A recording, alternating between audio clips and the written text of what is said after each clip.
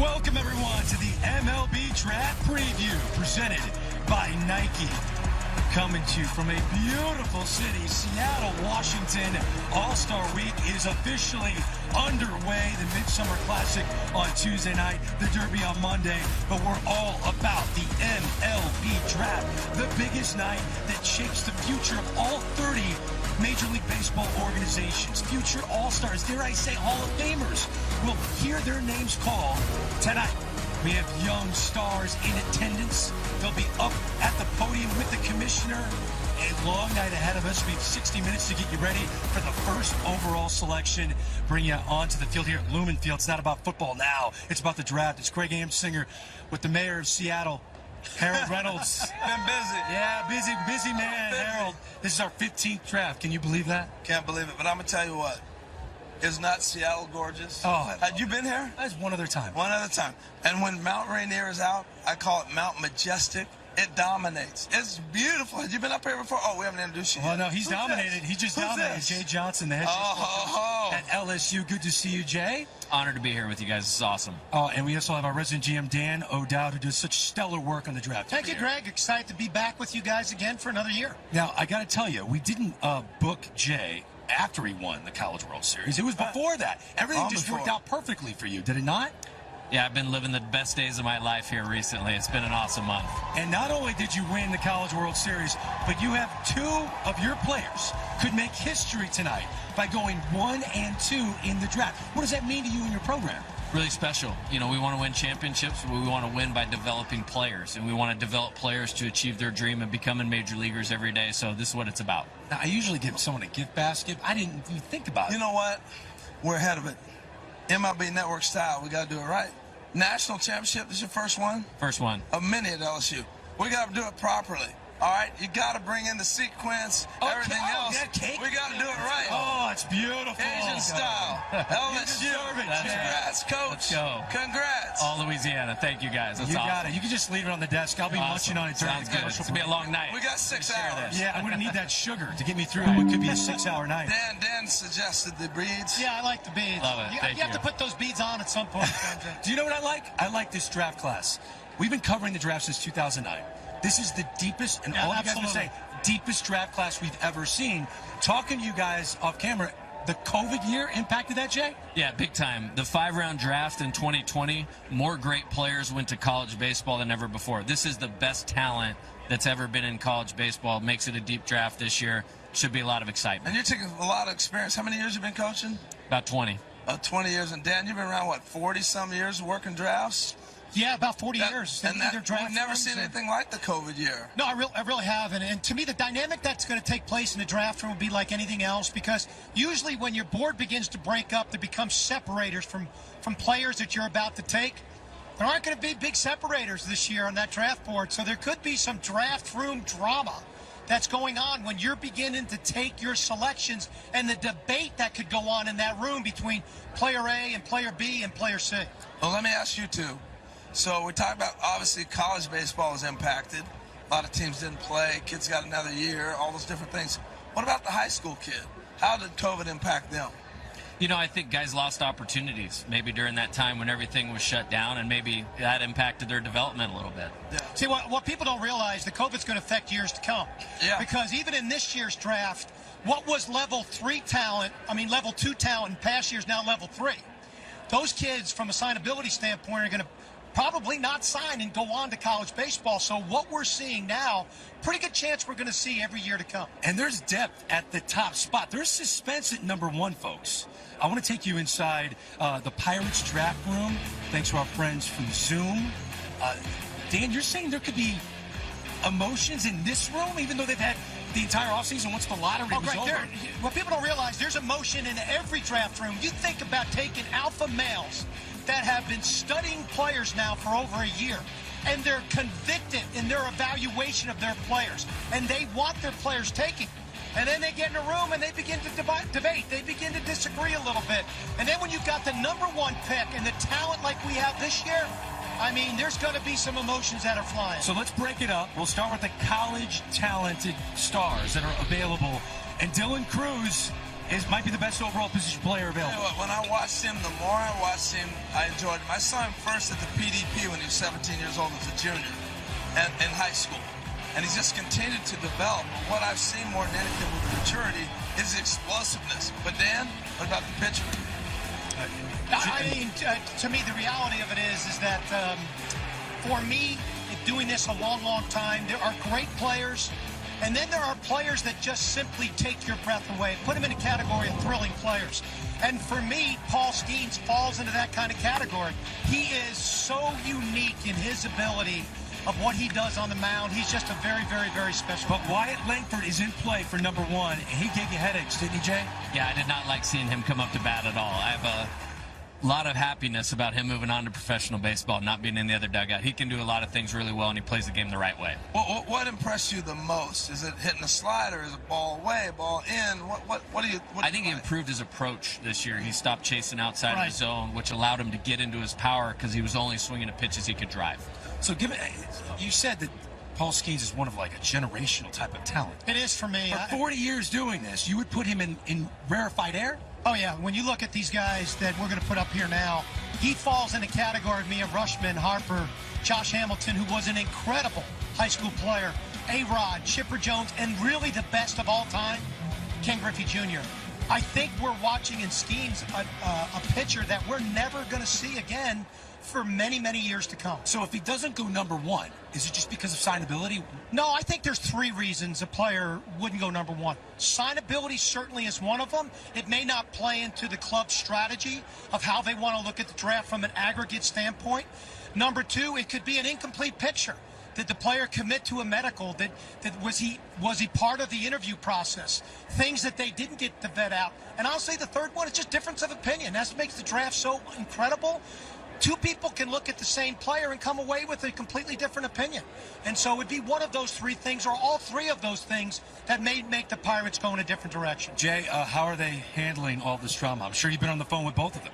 Yeah, this morning just called him and just congratulated him on being here. This is going to be a great night for them. These are 2 of the best players in college baseball. Paul had a season like no other pitcher has, and Dylan's arguably the best offensive performer over an entire college baseball career. So real quick, I mean, you had them both. I got to ask you, you're sitting right here.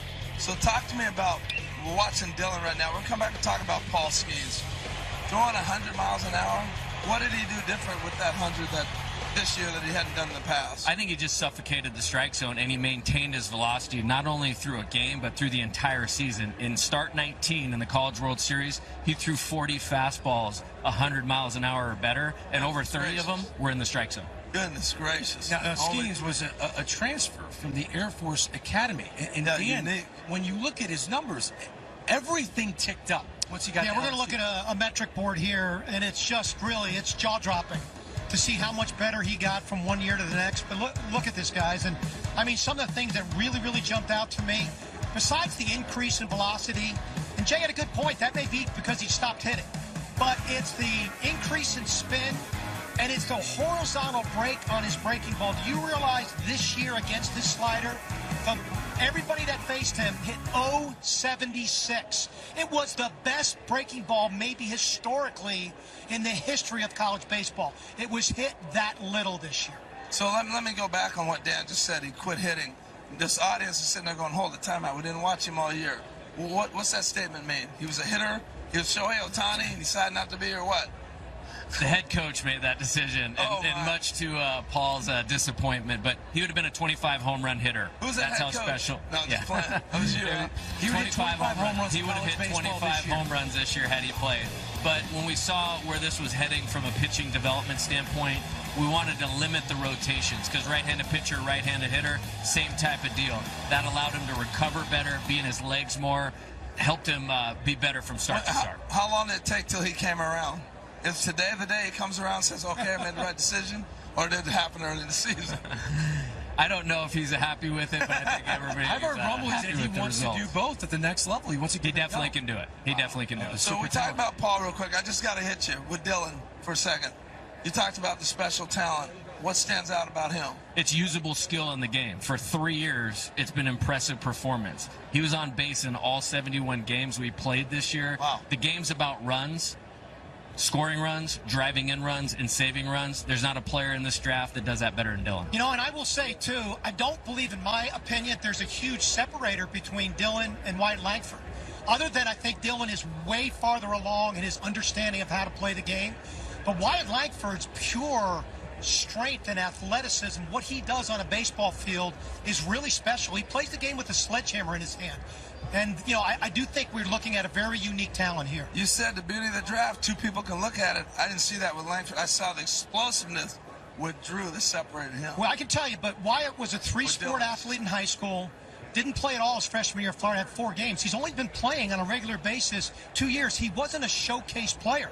He's just, I believe, starting to figure the game of baseball out. It's getting spicy already. There are 2 We're high school kids that were showcase players. I love it. Truist finishing off the first half of the season from the Sunshine State as the Braves go. A gaudy 61-28 record. And here is the lineup for Brian Snitker, presented for you with the Phillies, Nick, and now in his first year with Tampa. Yeah, he's been great. So he spoke before the game, spoke glowingly of this franchise in this city. As Albies is down on 3 pitches, and there are 2 away. Every single time. Great start for Zach Eflin. 1-2-3, and he strikes out. Grounder to third, and out to left field for a leadoff single. Chopper to first. Olsen steps on the bag. Look at that.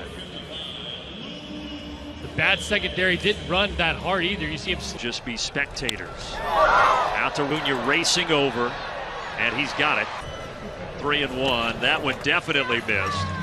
So the first walk of the ball game is here we go. Love to jump out in front. Getty and left. Ooh. The 0-2 pitch to him. Out of here. Doing with the Braves, you struggle with that command. And Taylor Walls here with first inning. And for Bryce Elder, he is.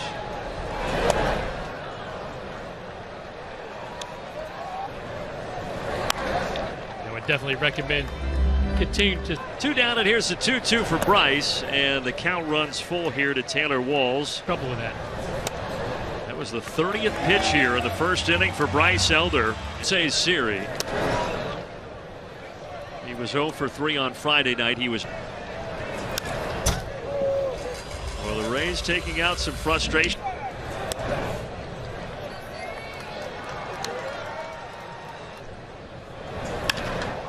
Foul down the right field line. This should end the threat, but before the All-Star break, he's sitting on 29 right now. His career high.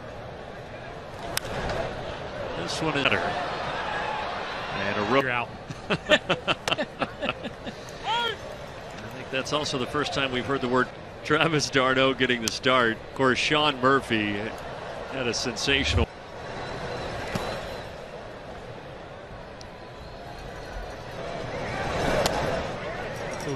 Called strike on the outside corner. Pitched. 6'6" righty. He's from Orlando. Talked about his time. When you can come back home, you can play on a team like this who's. And they just have a history of grooming pitchers here in Tampa. He comes over here. We talked to Charlie Morton about it. He comes over. What do they want? 2-2 here to Marcel, and that is popped back behind home plate. There's the first Braves hit. It comes from Marcell Ozuna. And Eddie swings and fouls it back on the sinker from Zach. And quickly 0-2.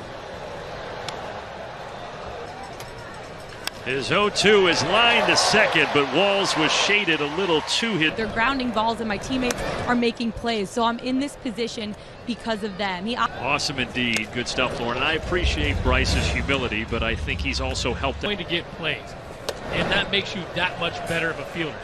I'm always. And Elder's 1-2 pitch inside. They'll check, but he did not go. All 4 runs coming with 2 outs. They'll appeal again, but he did not go, and it is. Those 4 runs in the. One fouled back, a ball and a strike to the Rays leadoff hitter. This will be 5 from here. you feel really good. Now, that being said, the 35. And thanks to the work that Charlie Morton and Spencer Strider. 2-2 misses inside. It's another 3-ball count. 3-2 to Yandy D. Runner goes, and it's still going to be a double play. Ozzie Albies double play, but that's the exception. And then Ozzie makes that great play. Your ball club in the game. Garcia swings through the heels of Tampa Bay. They're just 2 games back after the Rays are on this 7-game skid. Place. Unfortunately for the Marlins, you cannot take those. You cannot take them out. How important they can be.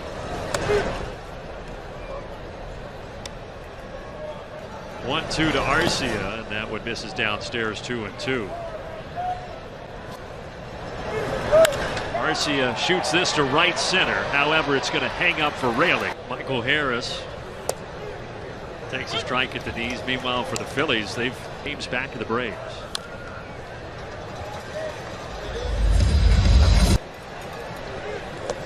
Bouncing that one in there. A ball and 2 strikes to Michael Harris. In Texas, these are all division leaders, and they've won all 5. Yeah, just everybody except for the Oakland A's. Yeah, we'll forget about that.